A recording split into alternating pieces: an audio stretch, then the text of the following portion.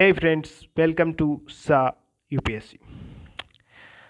एक बार फिर से आपका आपके सबसे फेवरेट यूट्यूब चैनल में इकोनॉमिक्स पढ़ने के लिए बहुत ही स्वागत है। और आज की इकोनॉमिक्स की क्लास में हम लोग इतने अच्छे से इकोनॉमिक्स को पढ़ेंगे कि आपको कहीं और जाने की ज़रूरत नहीं पड़ेगी। इसमें हम डिस्कस करेंगे नेशनल इनकम के बारे में और पब्लिक फाइनेंस के बारे में। इन दोनों चीज़ों से आपका ये बेसिक जो है क्लियर हो जाएगा इकोनॉमिक्स का। धीरे धीरे करके हम पूरी इकोनॉमिक्स कवर करेंगे। अब इसमें नोट्स बनाने के लिए जो मैं स्लाइड्स में बनाता चला जाऊंगा उसको आप नोट करते चले जाइए, उसको रिवाइज करते रहिए और कॉन्सेप्ट्स को यहाँ समझते रहिए। इसके बाद जब आपका एक बार ये लगभग में 10-15 लेक्चर में कवर हो जाएगा, उसके बाद जो बचे हुए टॉपिक बचेंगे उसके लिए आपको ये करना है कि क्या नाम है, जो है करंट अफेयर कहीं से आपको पढ़ लेना है और इसके बाद आप पूरी तरीके से प्रिपेयर हो जाएंगे यूपीएससी के लिए। तो सबसे पहला टॉपिक जो आज हम लोग डिस्कस करने जा रहे हैं उस टॉपिक का नाम है नेशनल इनकम। Right, okay. तो पहला टॉपिक है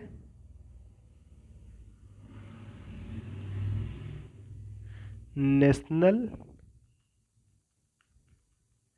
इनकम। राइट, नेशनल इनकम मैंने लिख दिया। अब आपको ये पता होना चाहिए कि नेशनल इनकम हम मेजर क्यों करते हैं। नेशनल इनकम मतलब हमारे देश की साल भर की इनकम कितनी है इसका मेजर करते हैं, इसी को नेशनल इनकम कहा जाता है।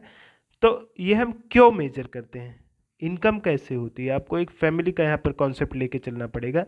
एक फैमिली है तो उसमें इनकम कैसे होती है, उसके पास जो रिसोर्सेज है उसका यूज करने से क्या नाम से इनकम होती है। तो नेशनल इनकम हम क्यों मेजर करते हैं, इससे ये पता चलता है कि रिसोर्सेज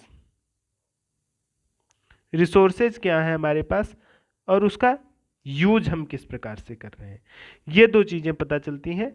इसलिए हम नेशनल इनकम को मेजर करते हैं। नेशनल इनकम को कौन मेजर करता है, एक हमारे सामने सवाल ये आ जाता है कि नेशनल इनकम को कौन मेजर करता है। तो मैं आपको बताना चाहता हूँ एनएसओ नाम का एक ऑफिस है भारत में जो नेशनल इनकम को मेजर करता है। कौन मेजर करता है, एनएसओ मेजर करता है। इसका नाम है नेशनल स्टैटिस्टिक्स ऑफिस। राइट, अब आपने दो कॉन्सेप्ट पूरी तरह समझ लिए कि नेशनल इनकम क्यों मेजर की जाती है, नेशनल इनकम कौन मेजर करता है। लेकिन सवाल यहाँ पर अभी बचा हुआ है कि नेशनल इनकम क्या है। तो नेशनल इनकम के बहुत सारे फार्म्स होते हैं, मतलब बहुत सारी चीज़ें हैं। नेशनल इनकम में कई सारी चीज़ें मेजर की जाती हैं। तो इसमें पहला मेजर करते हैं उसे कहते हैं जीडीपी। ठीक है, तो सबसे पहले हम जीडीपी को समझेंगे, उसके बाद आगे की बात करेंगे। जीडीपी ये है कि ये मान लीजिए एक कंट्री है, इस कंट्री के अंदर जो भी चीज़ का प्रोडक्शन हुआ, प्रोडक्शन किस किस चीज़ का हो सकता है, जैसे मान लीजिए एग्रीकल्चर से अनाज हुआ। ठीक है, दूसरी चीज़ हमारे यहाँ क्या होगा कि मशीन बनी कोई। ठीक है, इसके बाद तीसरी चीज़ क्या प्रोडक्शन हो सकता है हमारे इस देश में, एग्रीकल्चर हुआ, मशीन हुई और सर्विसेज, जैसे कि कोई मूवी बनी। ठीक है, तो मूवी भी हो गई। और ऐसे ही इन सारी चीज़ों की जो वैल्यू है, मान लीजिए कि 10 रुपए का एग्रीकल्चर का साल भर में प्रोडक्शन हुआ, 10 रुपए की मशीन का प्रोडक्शन हुआ, 10 रुपए की मूवी का प्रोडक्शन, तीनों को ऐड कर देंगे तो इस देश की साल भर की जीडीपी जो आ जाएगी 30 रुपए आ जाएगी। ये इस देश की साल भर की जीडीपी हो गई। आपको आई होप कॉन्सेप्ट समझ में आ गया होगा लगभग लगभग जीडीपी का। ठीक है, तो अभी हम लोग डिस्कस कर रहे हैं जीडीपी। जीडीपी का फुल फॉर्म होता है gross domestic product.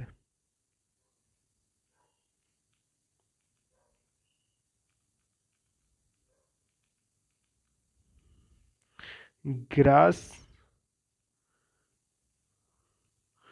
Grass domestic product.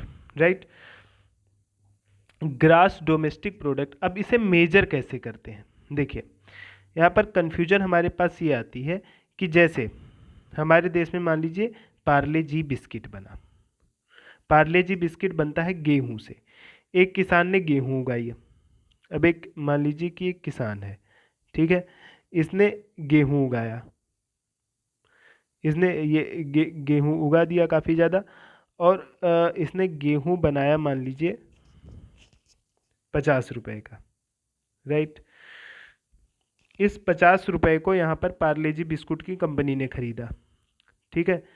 यहाँ पर इनकी मशीन लगी हुई थी, मशीन से इन्होंने इसका बिस्किट बना दिया, राइट। और इसके बाद इस बिस्किट्स को पैकेट में बंद करके इसको इन्होंने 500 रुपये का बेच दिया, राइट। तो अब यहाँ पर अगर देखा जाए तो हमें दिखाई पड़ेगा कि 50 + 500 इज इक्वल टू 550 यहाँ की जीडीपी हो गई, राइट। लेकिन ये बात ठीक नहीं है, इस बात को समझिए। यहाँ पर 50 का गेहूं प्लस 500 का बिस्किट है इज इक्वल टू 550 रुपये हुए, लेकिन ये जीडीपी नहीं है। अगर इसे आप जीडीपी कह रहे हैं गलत है, बल्कि जीडीपी है हमारे यहाँ की फिर 500। क्योंकि क्या बात है कि ये जो 500 का बिस्किट बना है इसमें ऑलरेडी 50 रुपये गेहूं के इंक्लूडेड है, क्योंकि 50 का गेहूं इससे लिया गया है तो इसे पैसा वहीं पर दे दिया गया, तो 50 रुपये गेहूं के ऑलरेडी इसमें इंक्लूडेड है, इसलिए इसको फिर से यहाँ पर ऐड नहीं किया जाएगा, वरना रिपीटेशन हो जाता है। तो इस रिपीटेशन को एवॉइड करने के लिए हम क्या तरीका यूज़ करते हैं, जो तरीका यूज़ करते हैं उसे कहते हैं जीवीए टेक्निक। जीवीए, जीवीए का मतलब है ग्रॉस वैल्यू एडेड।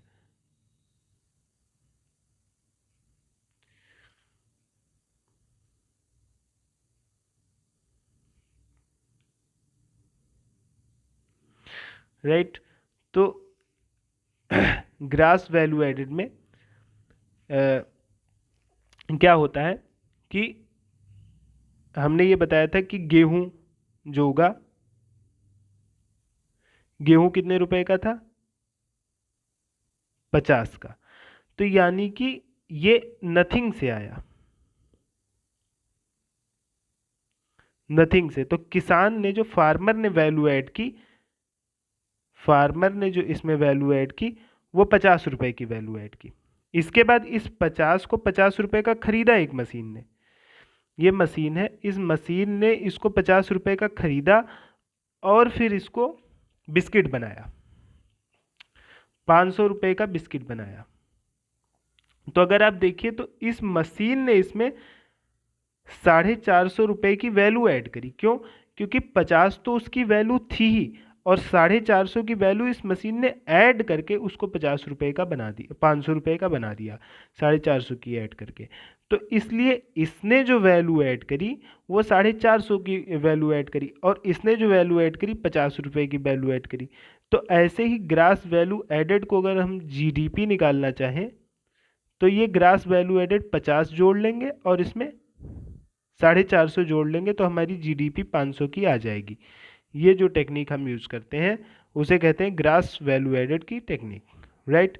तो आई होप कि आपको ये कॉन्सेप्ट बहुत ही अच्छे से समझ में आ रहा होगा, राइट। तो अब मैं बताना चाहता हूँ कि इसलिए जीडीपी जो कैलकुलेट होती है वो ये समेसन का साइन है, ग्रास वैल्यू एडेड को जोड़ करके हम जीडीपी को कैलकुलेट कर सकते हैं। यही तरीका यूज किया जाता है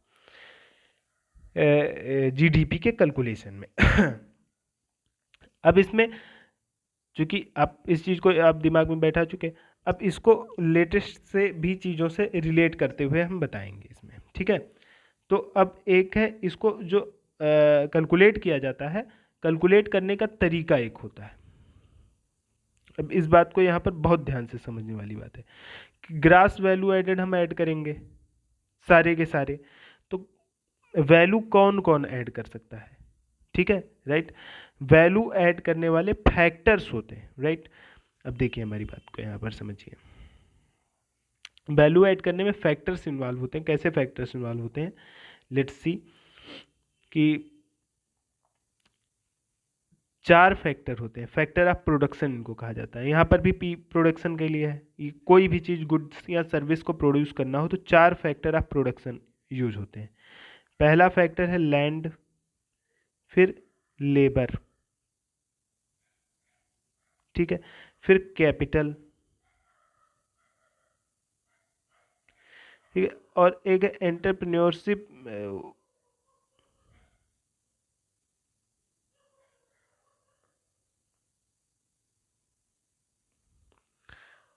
ठीक है।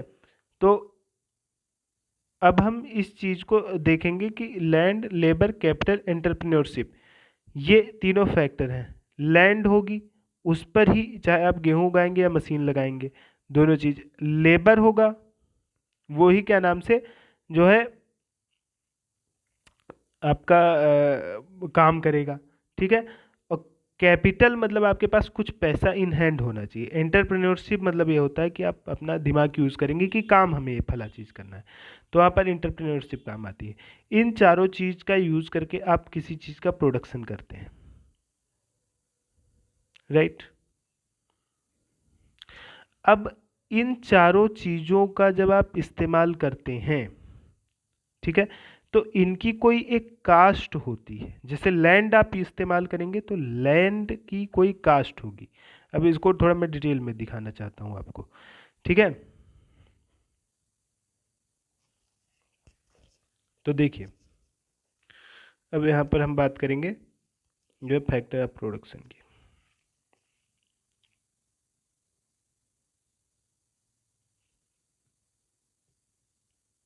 राइट, आई होप कि आपको ये चीज़ें समझ में आ रही होंगी। फैक्टर्स,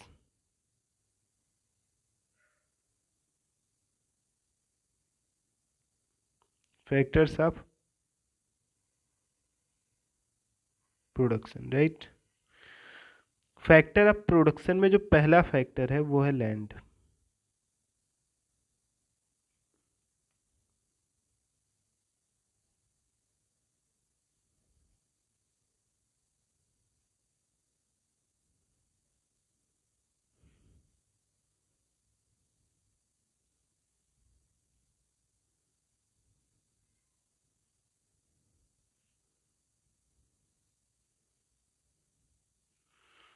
अब लैंड, लेबर, ये 4 फैक्टर्स हैं। आपको चारों फैक्टर मैंने बता दिया था कि लैंड जमीन होगी, वहीं पर खेती करेंगे। लेबर कुछ काम करेगा। कैपिटल कुछ आपके पास पैसा होना चाहिए। एंटरप्रेन्योरशिप मतलब कुछ आप अपना दिमाग लगाएंगे, ठीक है।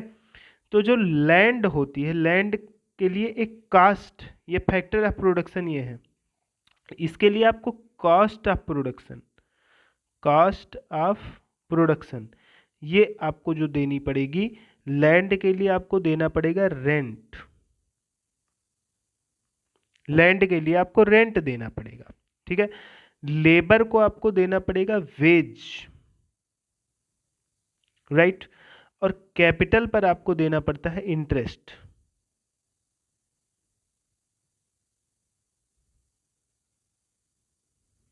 और इंटरप्रेन्योरशिप पर प्रॉफिट।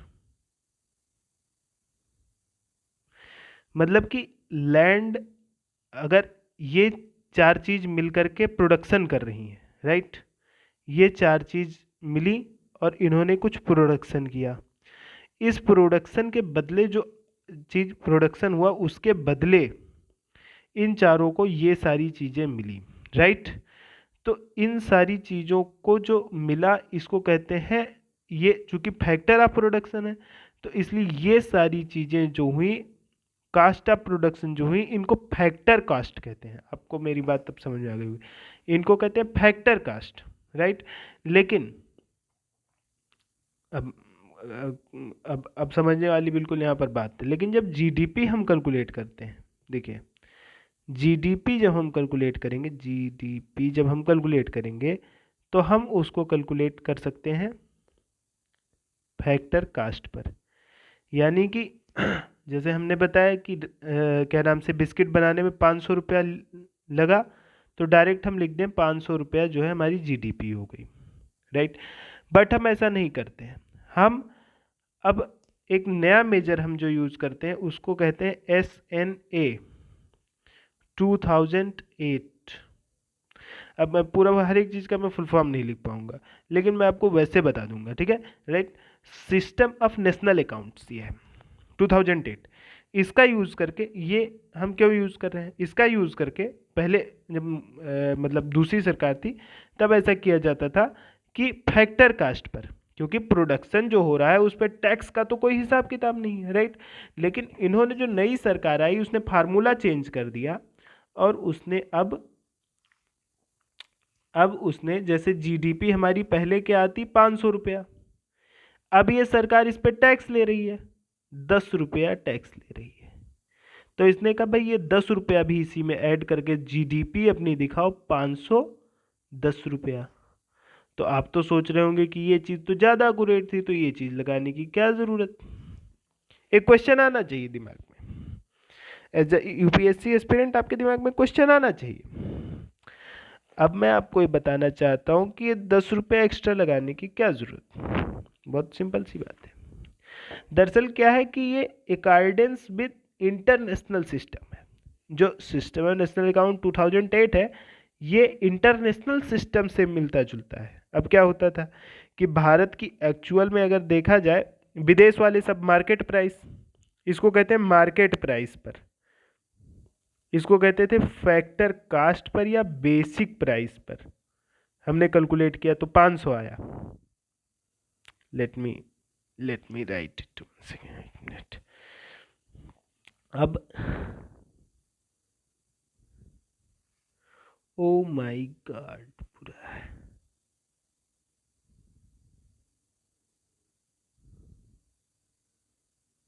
SNA 2000, right.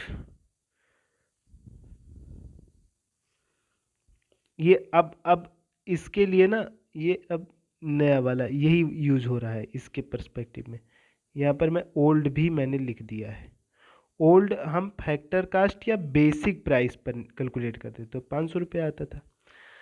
अब न्यू जो कि मार्केट प्राइस पर, मतलब टैक्स जोड़कर, राइट। तो ये आता है हमारा, ओ माय गॉड,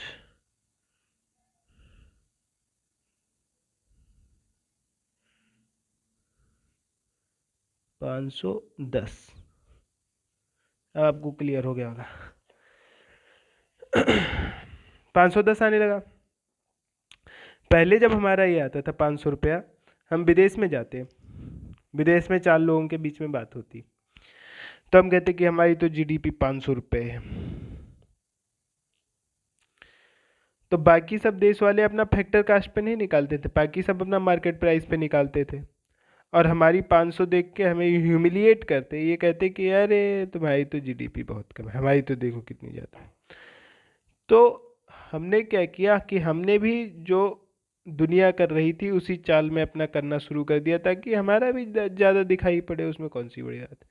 तो इसलिए इस चीज़ को अडॉप्ट किया गया है, क्योंकि ये इंटरनेशनल सिस्टम के अकॉर्डेंस में है। ओके, आई होप जीडीपी का आपको कॉन्सेप्ट बहुत अच्छे से समझ में आ गया होगा। अब हम दूसरे कॉन्सेप्ट्स पे आते हैं जिसका नाम है जीएनपी, राइट। दूसरा दूसरा जो कॉन्सेप्ट है उसका नाम है जीएनपी। ये ग्रास और प्रोडक्ट सेम है, एन के जगह है नेशनल, ग्रास नेशनल प्रोडक्ट, ठीक है। अब क्या होता है कि अगर इसकी बात की जाए तो जीएनपी इक्वल होता है, ठीक है, जीडीपी प्लस जो विदेश से पैसा आया, ठीक है, फैक्टर इनकम फ्रॉम अब्रॉड। देखिए अब यहां पर फैक्टर इनकम का आप फट से समझ जा रहे होंगे दिमाग में कि इसमें टैक्स नहीं जोड़ा है। थोड़ा फिर से मैं लिख दूं, GNP equal GDP plus factor income from abroad. Okay, I hope you are getting this point, right. तो जीडीपी का मतलब, जीएनपी का मतलब ये चीज़ हो गया। अब आप सोच रहे होंगे कि ये इनकम फ्रॉम अब्रॉड का मतलब क्या मतलब हो गया। इनकम फ्रॉम अब्रॉड ये होता है कि जो इसको कहते हैं फॉरेन रेमिटेंस, जो भारत के जो डायस्पोरा बाहर रहते हैं वो लोग कुछ पैसा अपने घर पे भेजते हैं, या बाहर भारत के वर्कर्स जो बाहर काम करते हैं वो पैसा भारत में भेजते हैं। इस तरीके से ग्रास नेशनल प्रोडक्ट हमारा बढ़ जाता है, राइट। तो यहाँ पर आई एम सॉरी बट यहाँ पर थोड़ा सा हम जो है लिखने के लिए लिख सकते हैं कि net factor income from abroad, क्योंकि हो सकता है कोई आदमी यहाँ पर भी जैसे नेपाल वगैरह का या भूटान का कोई भारत में काम कर रहा हो और वो पैसा अपने घर भेजता हो, तो उसको हम सब्सट्रैक्ट भी कर देंगे। तो इस तरीके से ये जो आएगा वो हमारा जीएनपी होगा, राइट। आई होप कि जीएनपी का कॉन्सेप्ट आपको समझ में आ गया होगा। तो आइए हम अब अगले टॉपिक फट से मूव ऑन कर जाते हैं, क्योंकि हम लोग को क्या करना है, बहुत कम समय में सारी नॉलेज को पूरा का पूरा ऐसे खट से समझ लेना है, ठीक है, राइट। ओके, तो अब हम जा रहे हैं अगला कॉन्सेप्ट को समझने के लिए, NNP, right. NNP is a very nice concept. GNP, अब net national product. Net national product क्या है भाई? नेट नेशनल प्रोडक्ट है कि GNP minus depreciation.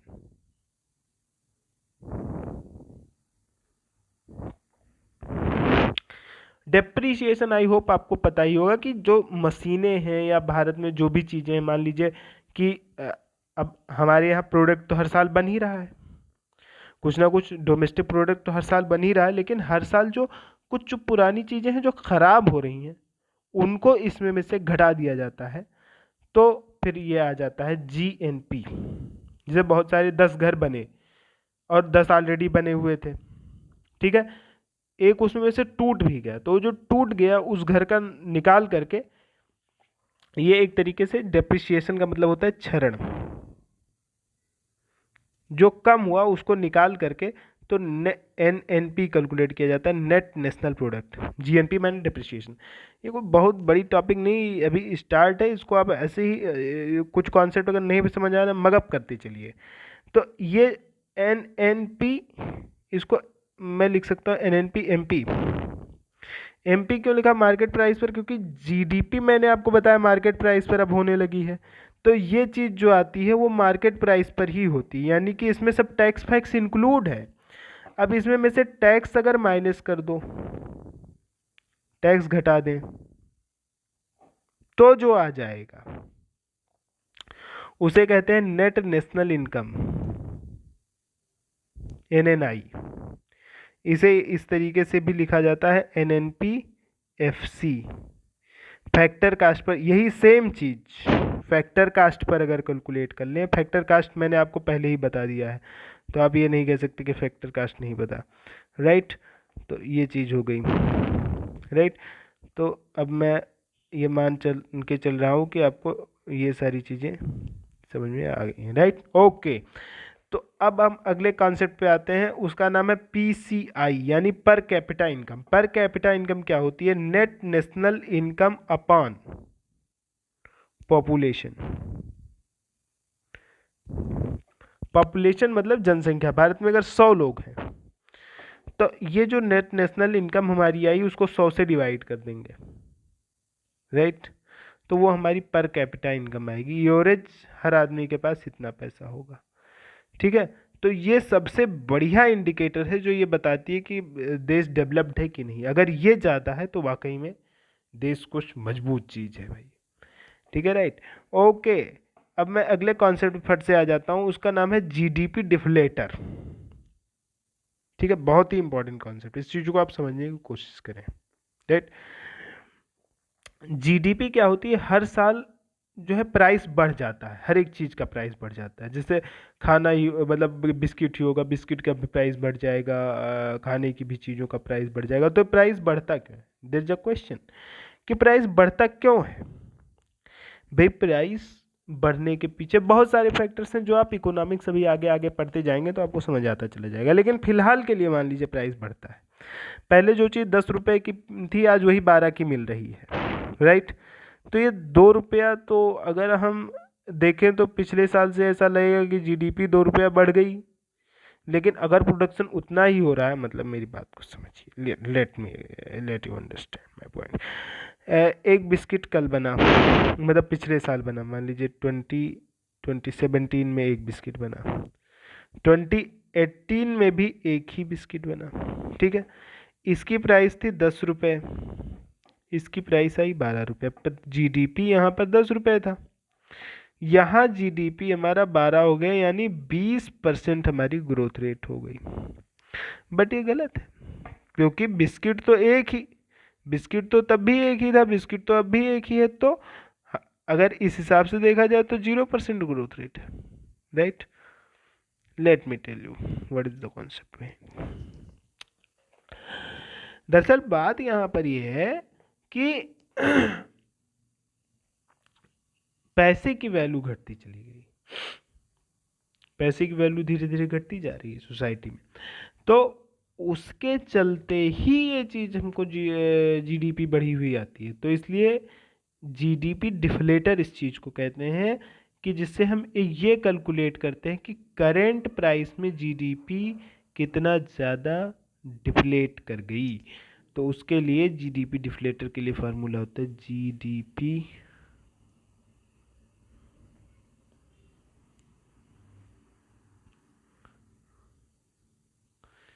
is equal to, right,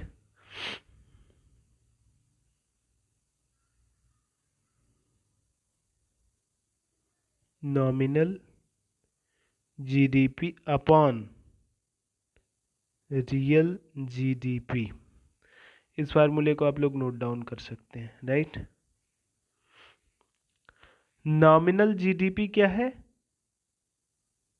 current year, अभी प्रेजेंट के ईयर में जो प्राइस रेट है उसमें जीडीपी निकाली गई है, और एक बेस ईयर होता है। बेस ईयर में, जैसे अभी के लिए बेस ईयर क्या है, 2011 है बेस ईयर।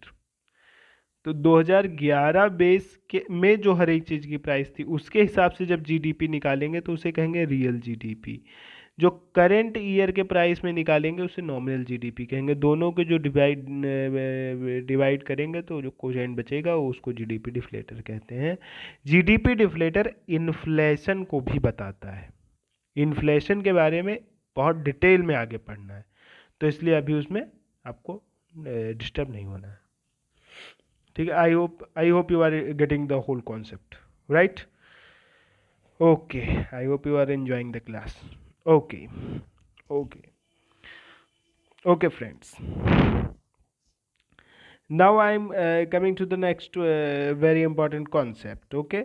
तो यहाँ पर हम ये पता करेंगे कि जीडीपी को मैं कैलकुलेट कैसे कर सकता हूँ। How can be calculate GDP? GDP calculate करना बहुत सिंपल है। GDP is equal to, let me tell you, is equal to demand जितनी होती है, जो हमारे देश भर की डिमांड है वही जीडीपी है। अब आप सोच रहे होंगे ऐसे कैसे जीडीपी है। Let me prove this. GDP is equal to consumption plus investment plus government expenditure plus NX. NX मतलब है नेट एक्सपोर्ट, या इसके लिए तरीका दूसरा यूज करेंगे।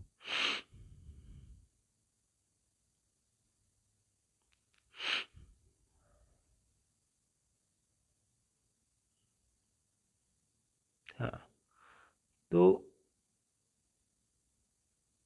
Export minus import. देखो, मैंने आपको बताया था जीडीपी वो है जो भारत अपने, जैसे भारत की जीडीपी निकालनी है तो भारत देश की बाउंड्री के अंदर जो भी प्रोड्यूस हो रहा है वो भारत की जीडीपी है।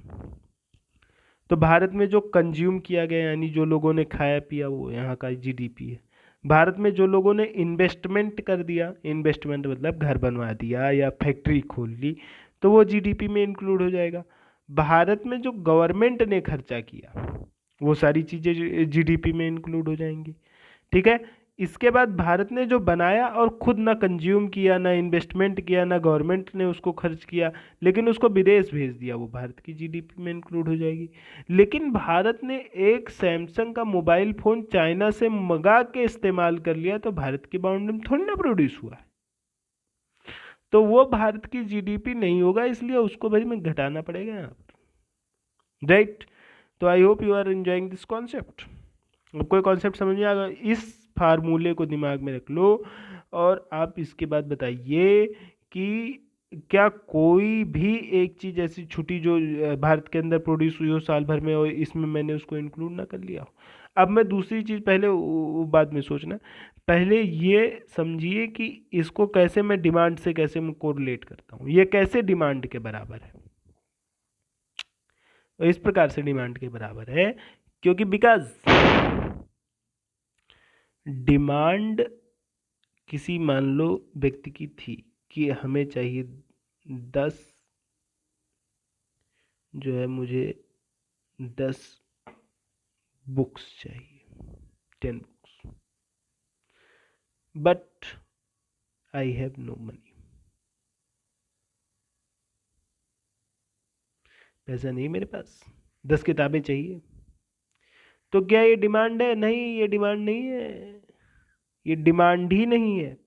डिमांड वही होती है जो मार्केट फोर्सेज को सेटिस्फाई कर सके, यानी जिसके पास इतनी पावर है कि वो पैसा दे सकता है, उसी को जो चाहिए वही डिमांड है इन इकोनॉमिक्स। तो इस चीज को आप ध्यान में रखिए, right. I hope you get this concept, right. तो अब एक एक चीज को हम डिटेल में थोड़ा सा डिस्कस करेंगे, राइट। तो हमने बताया GDP is equal to consumption plus investment plus government expenditures plus export minus import, right. अब कंजम्पशन जो है व्यक्ति की इनकम को वाई से रिप्रेजेंट किया जाता है, इनकम से बहुत ज़्यादा रिलेट करता है।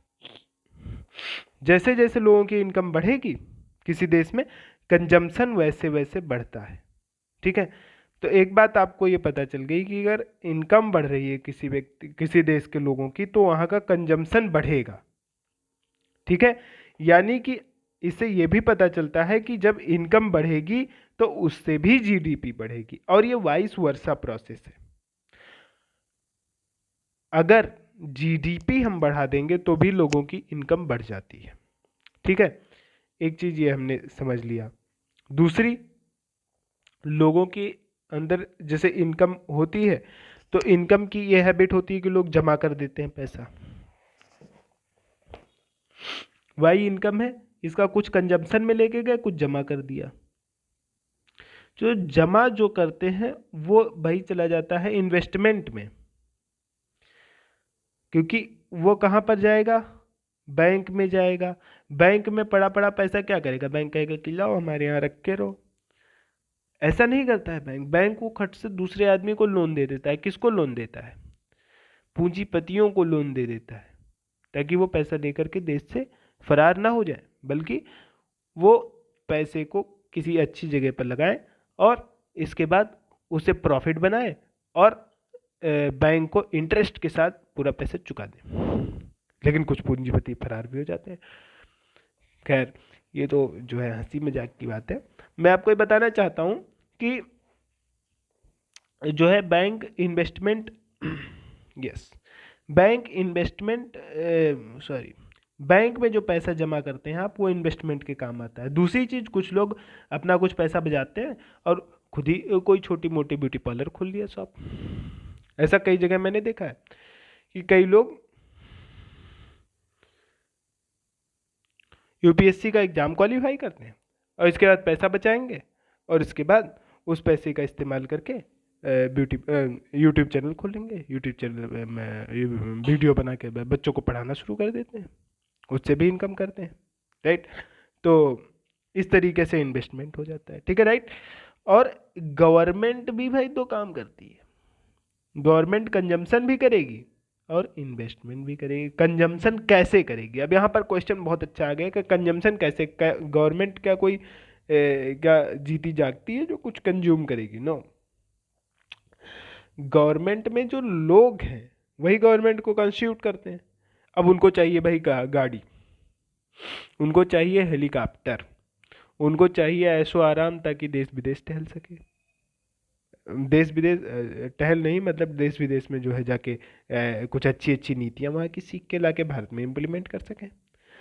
और क्या नाम से बढ़िया उनको गाड़ी चाहिए ताकि बढ़िया लग्जरी गाड़ी में आराम से जगह जगह पर जा कर के वो जो है रैलियाँ ये कर सकें, क्या नाम से लोगों को अवेयर कर सकें।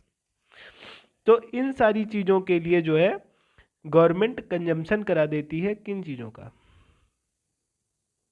कार खरीद लेगी, कैमरा खरीद लेगी, और माइक भी कभी कभी खरीद लेगी, माइक से भाषण देते हैं। Okay, etc. आप अपने मन से सोचिए कि क्या क्या गवर्नमेंट करती होगी। बहुत सारी जगह पर इस तरीके से गवर्नमेंट पैसा खर्च करती है। अब गवर्नमेंट कहीं कहीं इन्वेस्टमेंट भी करती है, जैसे कि आईआईटी खुलवा दिया, एम्स खुलवा दिया, हर हफ्ते एक नया एम्स खुलवा दिया। इस तरीके के भी काम कर देती है गवर्नमेंट। और कभी कभी क्या नाम से जो है ये करा देती है, हॉस्पिटल भी खुलवा देती है कभी कभी।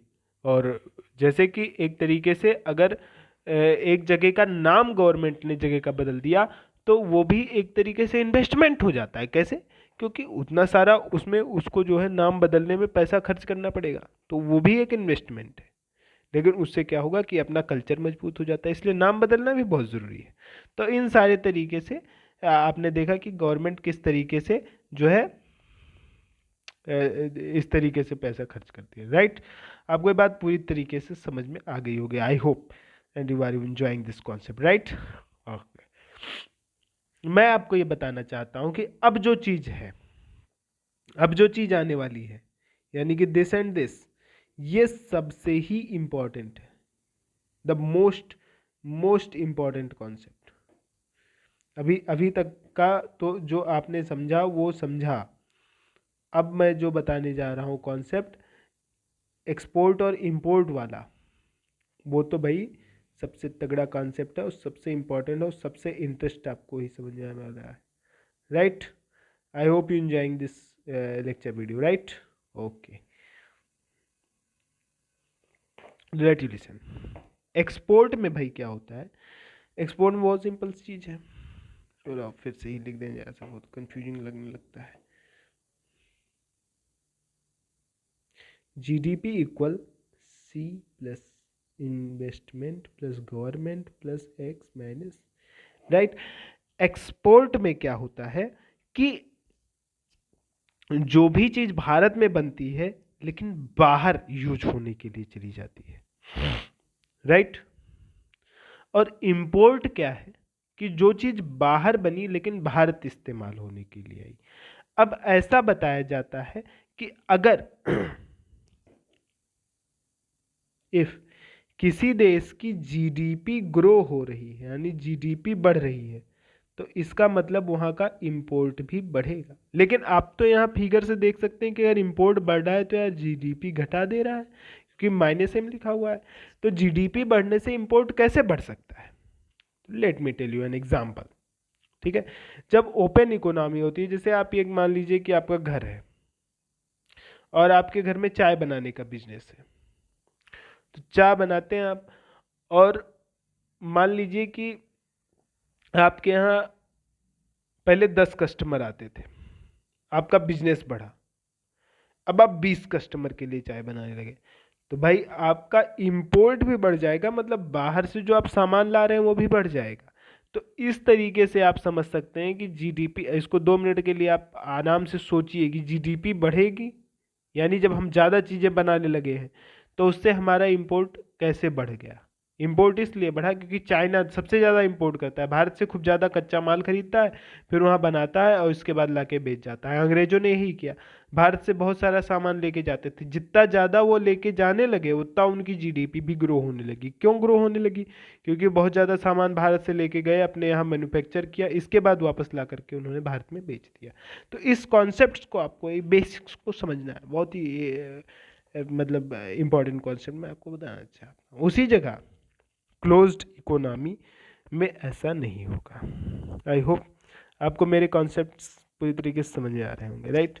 ओके, तो मैं आगे के कॉन्सेप्ट्स पे अब बढ़ना चाहता हूँ, जैसे कि आप चीज़ों को और ढंग से समझ पाएँ। कि आपने देखा कि जीडीपी बढ़ेगी। हाँ, एक और चीज़ हमने ये बताया था अभी आपको 2 मिनट पहले कि जीडीपी बढ़ी तो इंपोर्ट बढ़ा, जीडीपी बढ़ेगी तो इनकम भी तो भाई बढ़ेगा, इनकम बढ़ेगा तो आपको भाई फिर एप्पल का फ़ोन चाहिए। ओ माय गॉड,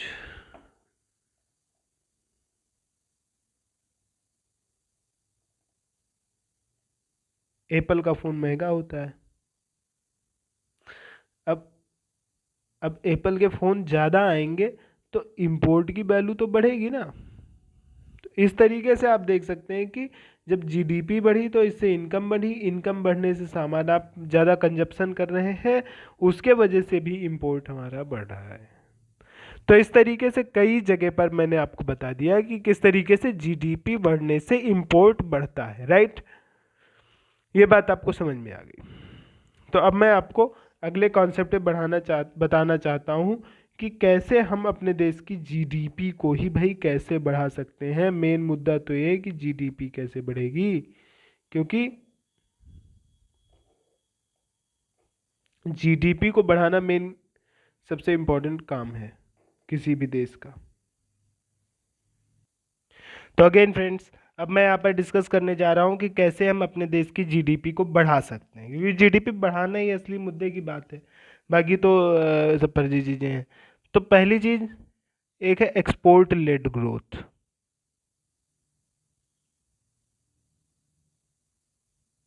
फिर मैं आपको बोल रहा हूँ एक्सपोर्ट लेड ग्रोथ और एक कंजम्पशन लेड ग्रोथ।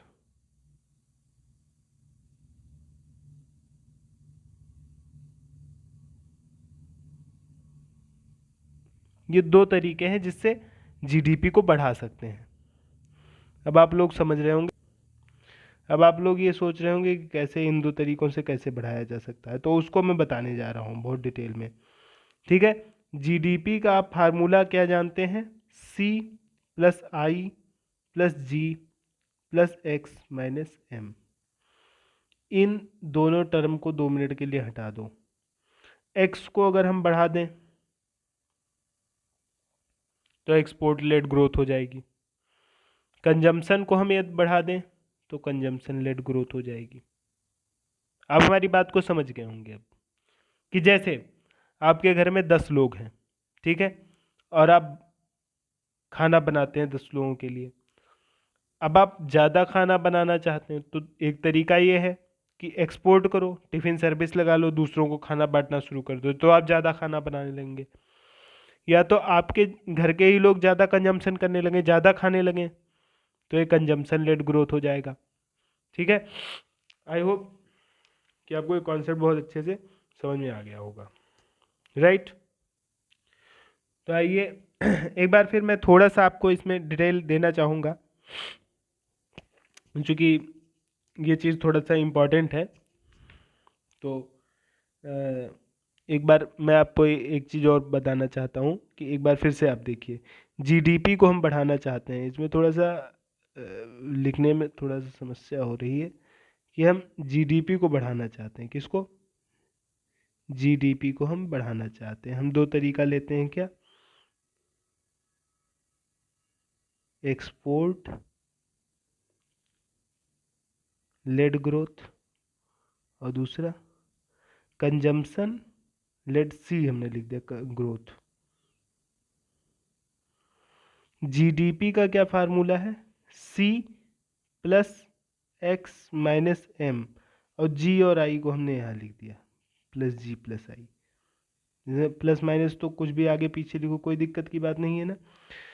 तो एक तरफ हम कंजम्पशन बढ़ा के बढ़ा सकते हैं, एक तरफ हम एक्सपोर्ट बढ़ा के बढ़ा सकते हैं, क्योंकि प्रोडक्शन एक्सपोर्ट भी ज़्यादा करना है तब भी ज़्यादा प्रोडक्शन करना पड़ेगा, कंजम्पशन भी ज़्यादा करना है तब भी ज़्यादा कंजम्पशन मतलब प्रोडक्शन करना पड़ेगा।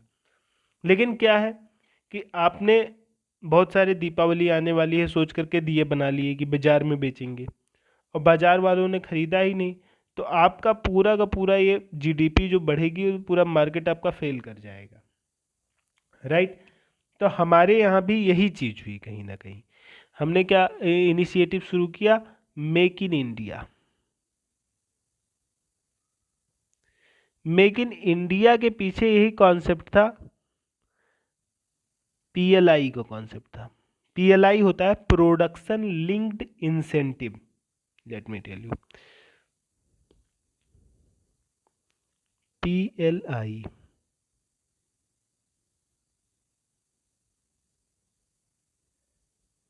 Production linked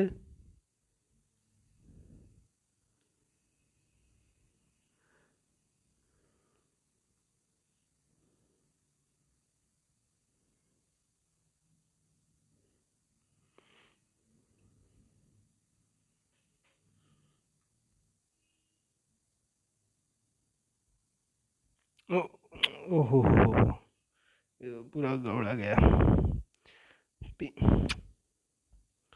oh my God, PLI होता है, फिर से मैं लिख देता हूँ, कोई दिक्कत की बात नहीं यार, क्या बताएं, production linked incentive, right. Production linked incentive मतलब कि प्रोडक्शन अगर आप कर रहे हैं तो उसके लिए सरकार आपको इंसेंटिव दे देती थी, थोड़ा पैसा देती थी। तो इससे मेक इन इंडिया का जो कॉन्सेप्ट उभर कर आया, ठीक है। लेकिन ये कुछ हद तक जो है मेक इन इंडिया के अंतर्गत ये था, ये फेल क्यों कर गया, क्योंकि हम एक्सपोर्ट पर फोकस कर रहे हैं, हमारे पास इतनी अच्छी टेक्नोलॉजी नहीं है कि हम बड़ी इकोनॉमी से compete कर पाएँ, तो हम बड़ी इकोनॉमी से बाहर compete नहीं कर पाए, और ये चीज़ उतना आगे नहीं चल पाई। इसीलिए हम चाहते हैं कि भारत में कंजम्पशन लेड ग्रोथ हो, राइट। अब एक चीज़ होता है ग्रोथ लेड एक्सपोर्ट। अगर हमने बाई चांस एक्सपोर्ट ही इतना अच्छा और इतना ज़्यादा कर दिया है कि हम बहुत चीप रेट पर उस चीज़ को बाहर भेज पा रहे हैं, अब आप समझिए, ग्रोथ लेड एक्सपोर्ट, ठीक है। ग्रोथ लेड एक्सपोर्ट में मतलब अगर हमने ग्रोथ ज़्यादा करी है, इतनी ज़्यादा करी कि अब हम एक्सपोर्ट करने की कंडीशन में, जैसे आपने अनाज ज़्यादा उगाने इस पर्पस से नहीं उगाया कि हमने बेचना है बाहर, बल्कि आपके यहाँ ऑटोमेटिक ही अनाज ज़्यादा उग गया और आप बाहर बेच रहे हैं, तो वो सस्ती दर पर ही बेचेंगे, तो उसमें आप दुनिया भर से compete कर ले जाएंगे और आगे निकल जाएंगे। यही सारी समस्याएं आती हैं। तो इस प्रकार से आपको अब कॉन्सेप्ट हमारे ख्याल से समझ में आ गया होगा। अब मैं अगले मुद्दे पे आता हूँ, ठीक है। एक पोटेंशियल जीडीपी का कॉन्सेप्ट होता है यहाँ पर, एक होती है पोटेंशियल जीडीपी। पोटेंशियल जीडीपी वो जीडीपी है कि भारत की क्या पोटेंशियल है जीडीपी। एक देश, हकीकत की बात तो ये है कि जो पोटेंशियल होगा वो दिखाई पड़ेगा, करेगा ही उतना, लेकिन कुछ फैक्टर्स अगर हम हटा दें, जैसे कोई करप्शन ना हो या ये सारी चीज़ें ना हो, तो उससे हम कुछ ना कुछ प्रोडक्शन को बढ़ा सकते हैं। और फिर जो प्रोडक्शन होगा, अगर सारी चीज़ों को हम प्लस अपना मतलब पॉजिटिव ही लेकर चलें, कोई फैक्टर निगेटिव ना लें, तो ऐसे में जो प्रोडक्शन होगा उसे हम कहते हैं कि पोटेंशियल जीडीपी, ठीक है। आपको आई होप ये कॉन्सेप्ट पोटेंशियल जीडीपी का समझ में आ गया होगा। अगले मुद्दे पे मैं आता हूँ, ठीक है, राइट। तो अगला बहुत ही इंपॉर्टेंट टॉपिक है, आपको बहुत ही ध्यान से समझने की कोशिश करनी होगी कि हमारे जो है क्या होता है, कभी कभी इकोनॉमिक क्राइसिस एक चीज़ है, वो इकोनॉमिक क्राइसिस हो जाती है। ये बिल्कुल जीडीपी से रिलेटेड कॉन्सेप्ट है कि अभी तक हमने जीडीपी बढ़ाने की बात की थी, बाई चांस अगर जीडीपी घटने लगे तो उसे कहते हैं आर्थिक संकट, ठीक है, आर्थिक संकट उसे कहते हैं, संकट।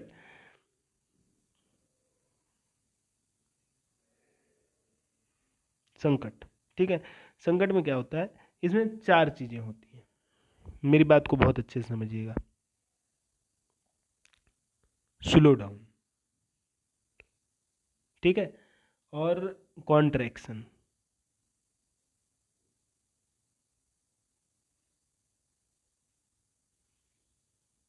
ठीक है, कॉन्ट्रैक्शन और रिसेशन। आई होप आपको हमारी बात समझ में। तो आपने देखा कि slow down, contraction, recession and depression, ठीक है। स्लो डाउन में क्या होता है कि जीडीपी घटने लगती है हमारे देश की, ठीक है, जीडीपी घटना शुरू हो गई, राइट। अब हमारी बात को समझ रहे हैं कि जैसे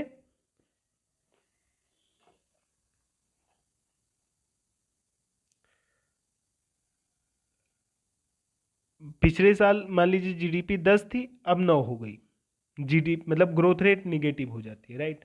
इस बात को आप समझ रहे होंगे।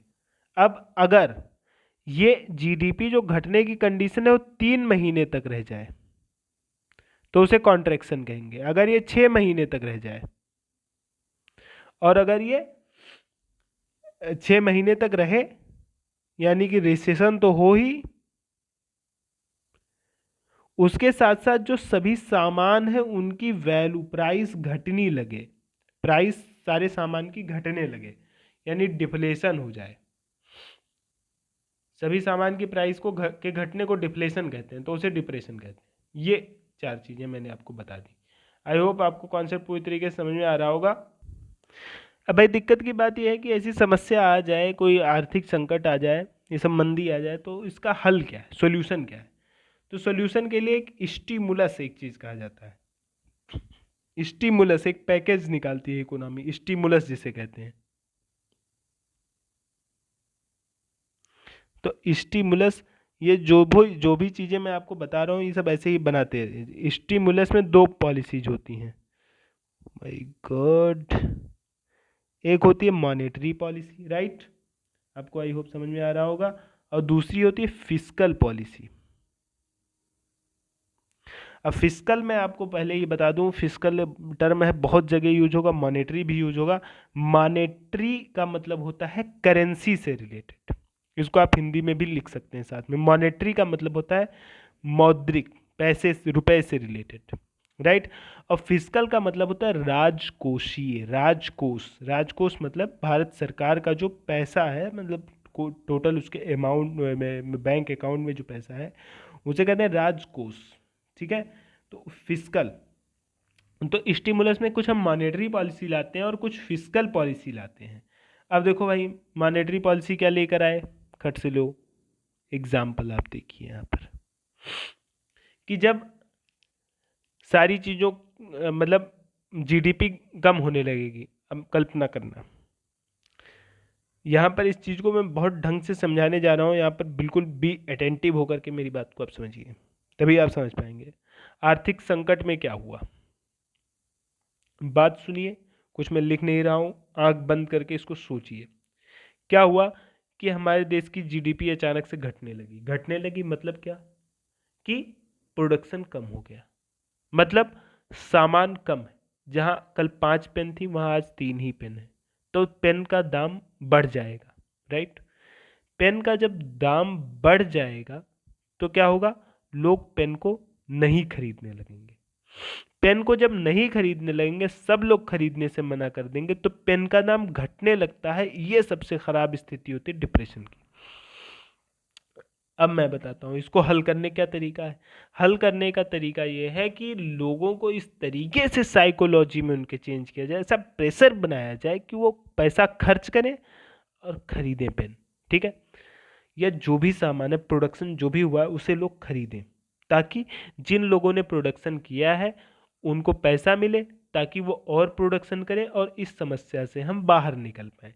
तो इसके लिए क्या किया जाता है कि लोगों को खूब ज़्यादा पैसा बांट दो, एक तरीके से एक इकोनॉमिस्ट ने कहा पैसे की बारिश कर दो लोगों के ऊपर, बिल्कुल, ताकि लोग बहुत खुल के खर्चा कर पाए। तो इसके लिए हम क्या तरीका, मॉनेटरी वाला जो तरीका लाते हैं, वो ब्याज की दर, इंटरेस्ट रेट को जो है घटा देंगे।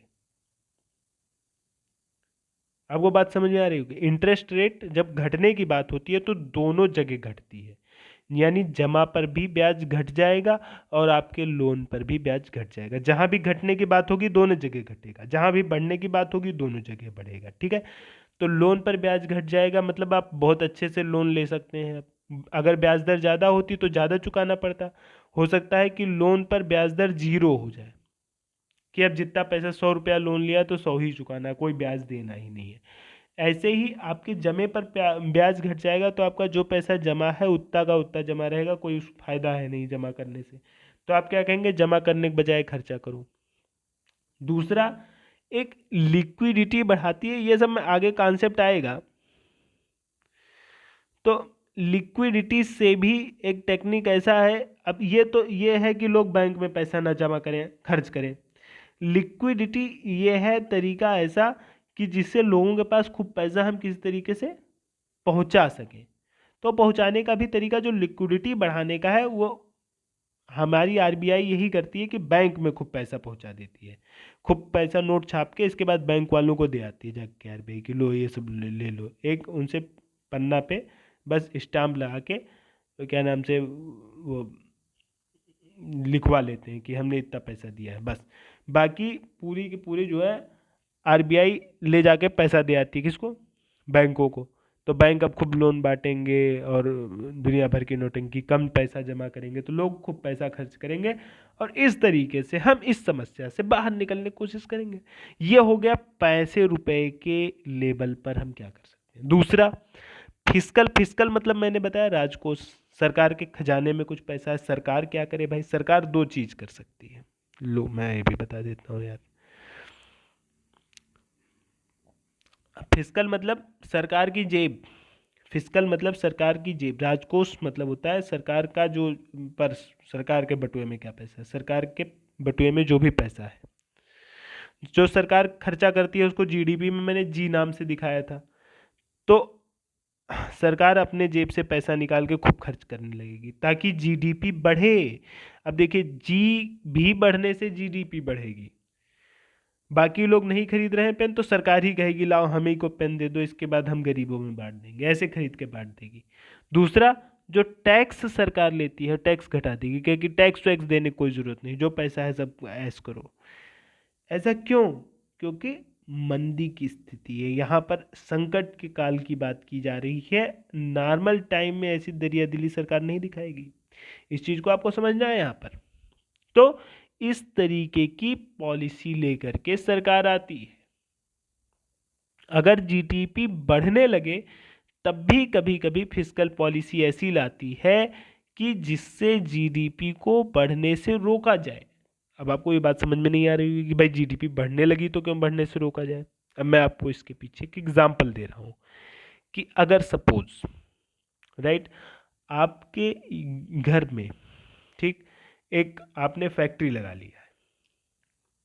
फैक्ट्री में प्रोडक्शन बहुत बढ़िया आप कर सकते हैं। आप डेली, जैसे आपको मान लीजिए कि छोला भटूरा बेचने का ठेला लगाना है, राइट, तो या पकौड़े बेचने का आपको ठेला लगाना है।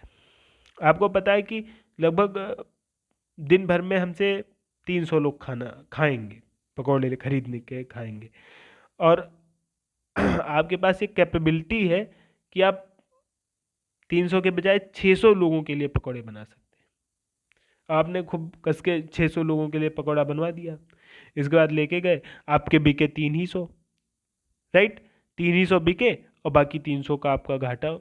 तो जितना मुनाफा नहीं हुआ उससे ज़्यादा तो घाटा हो गया। तो इसलिए जीडीपी जब बढ़ने लगती है तो सरकार खट से उस पे भी जो पॉलिसी ले आती है, काउंटर साइक्लिकल फिस्कल पॉलिसी इसको कहते हैं।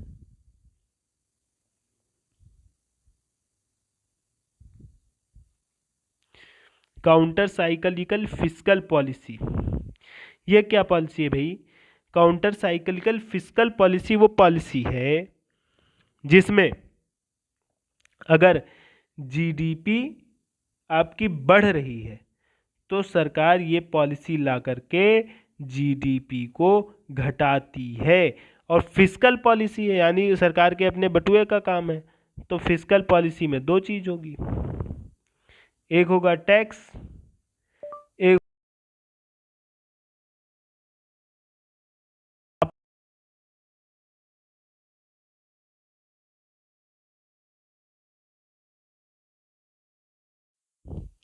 हेलो, नो प्रॉब्लम, कुछ थोड़ी सी कंफ्यूजन हो गई थी, there is no problem at all. Let me again continue कि अगर जीडीपी, यहाँ पर क्या बात हो रही थी कि अगर जीडीपी रही है बढ़, अजीब यार बात है, तो ठीक है, तो इसके लिए क्या करना है, हमें जीडीपी को घटाने के लिए काउंटर साइक्लिकल सीसीएफपी लेके आती है। फिस्कल पॉलिसी में दो चीजें हैं, एक गवर्नमेंट एक्सपेंडिचर, एक टैक्स। अब जीडीपी बढ़ रही है, जीडीपी को कम करने के लिए ये बताइए कि जी को क्या किया जाए, बढ़ाया जाए या घटाया जाए, और टी को बढ़ाया जाए कि घटाया जाए।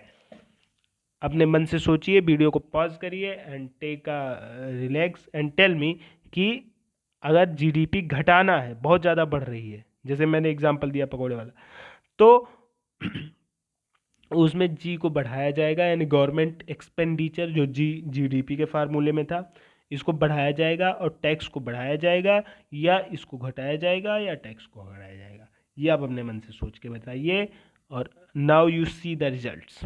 ओके, पॉज कर दीजिए एंड इसके बाद हम रिजल्ट बताने जा रहे हैं।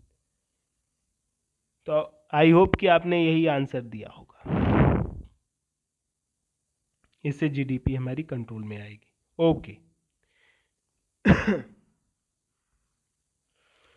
अब हम अगले टॉपिक पे आएंगे कि भाई ग्रोथ, ये जो मैंने बात की अभी तक, ग्रोथ, जीडीपी ग्रोथ की बात की, ग्रोथ से तो यार पता नहीं चलता है कि हमारा देश बहुत आगे निकल गया है। बहुत सारे लोग बहुत ग्रो करते हैं, इसके बाद उनके पास तरह तरह की समस्याएं होती हैं उसके बाद भी। जैसे बहुत सारे ऐसे देश हैं जहाँ पर ग्रोथ तो बहुत है लेकिन पढ़े लिखे लोग नहीं है वहाँ पर, मतलब वहाँ की सोसाइटी बहुत ज़्यादा वेल डेवलप्ड नहीं है। तो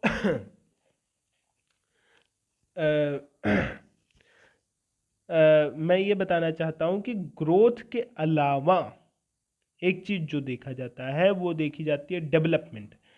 ग्रोथ और डेवलपमेंट के ऊपर मेरा एक और लेक्चर है, अगर आप चाहें तो उसको देख सकते हैं वैसे, लेकिन मैं यहाँ पर आपको बताना चाहता हूँ जो दूसरी चीज़ बताने जा रहे हैं, ज़्यादा इंपॉर्टेंट है, इसको आप समझिए, बहुत ही आपको अच्छा लगेगा। तो एक है human development index, right, human development report वो निकालता है, ठीक है।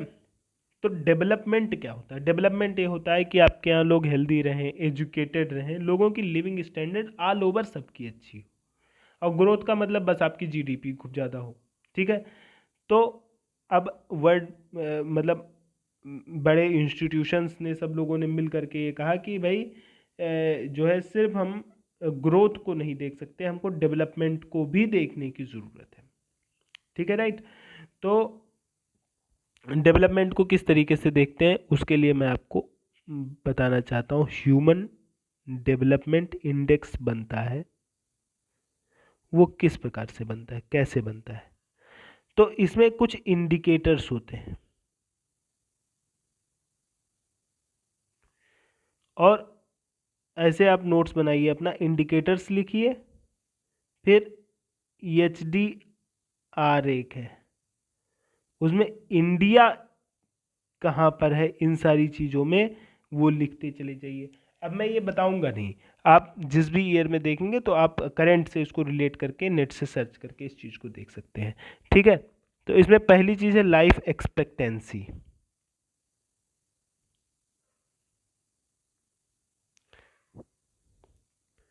लाइफ एक्सपेक्टेंसी मतलब जीवन की प्रत्याशा, इसे हेल्थ का पता चलता है, स्वास्थ्य का पता चलता है लाइफ एक्सपेक्टेंसी से, जीवन प्रत्याशा से, ठीक है। दूसरी चीज है, ये पहला था, दूसरा जो है वो एजुकेशन से रिलेटेड है, एजुकेशन से रिलेटेड है। इसमें पहला है कि expected years of schooling, expected years of schooling और मीन ईयर ऑफ स्कूलिंग, ये एजुकेशन से रिलेटेड, ये दोनों भी आप डेटा देखेंगे तो आपको मिल जाएगा। और तीसरा जो इंपॉर्टेंट चीज है वो है रियल पर कैपिटा जीएनआई।